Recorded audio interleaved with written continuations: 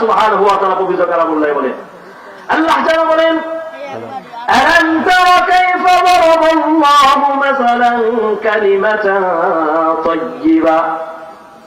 আল্লাহ রাব্বুল আলামিন বলেন, তোমরা কি দেখো নাই এই কালিমাকে, এই ঈমানকে, এই তাওহীদকে একটা কাশাজারাতিন তাইয়্যিবা, একটা পবিত্র গাছের সাথে তুলনা করা হয়েছে। এই কালিমাকে একটা পবিত্র গাছ, কাশাজারাতিন তাইয়্যিবা, একটা পবিত্র গাছের সাথে কি করা হয়েছে? তুলনা করা হয়েছে। পবিত্র গাছ বলতে, কাশাজারাতিন তাইয়্যিবা বলতে মুফাসসিরে কেরাম লিখছেন, আল্লাহ তাআলা এই কালিমাকে খেজুর গাছের সাথে তুলনা দিয়েছেন। কিসের সাথে? খেজুর গাছের সাথে তুলনা দিয়েছেন।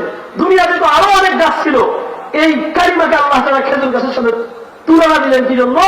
বিখ্যাত মুফাসসির শাইখুত তাফসীর আল্লামা ইবনে কাসির রাহমাতুল্লাহি আলাইহি ওনার তাফসীরের বিখ্যাত গ্রন্থগুলোয় লিখছেন যে আল্লাহ সুবহানাহু ওয়া তাআলা এই কালিমাকে খেজুর গাছের সাথে এই জন্য উদাহরণ দিয়েছেন, এই খেজুর গাছের গোড়া কি খুব বেশি শক্ত, খুব বেশি কি শক্ত।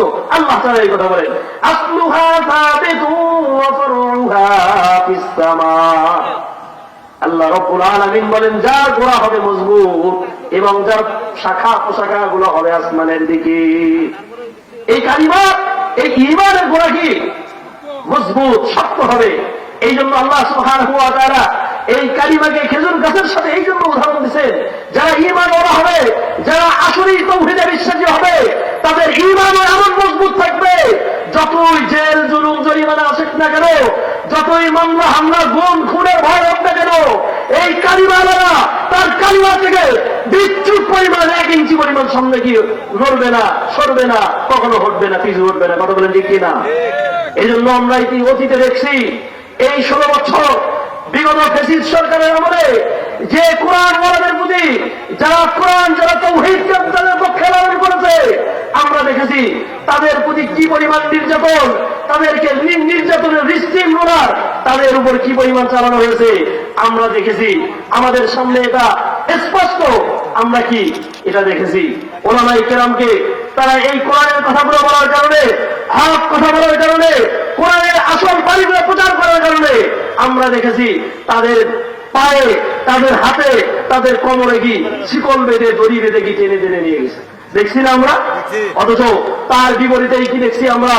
নর্তকী, নায়িকা, গায়িকা, এরা যখন কারাগার থেকে বের হইত, এরা মেহেদি রাঙ্গা হাতে বের হইত। আপনারা জানেন না ইতিহাস? দেখেন না আপনার পত্রিকায়?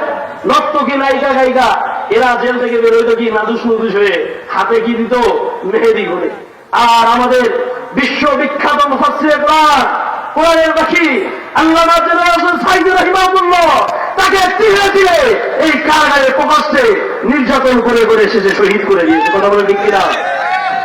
আমরা দেখেছি শাইখুল হাদিস আল্লামা আলীল হক রাহমাহুল্লাহু মারকাদু, ওনাকেও শেখ হাসিনা ফ্যাসিস্ট যখন প্রথমবার ক্ষমতায় আসছে নির্যাতন করেছে। মুফতি আমিনী রহিমাহুল্লাহ, ওনাকেও গৃহবন্দী রেখে কি ওনাকে শেষ জীবন, শেষ নিঃশ্বাস ত্যাগ করেছে উনি গৃহবন্দী থাকা অবস্থায়।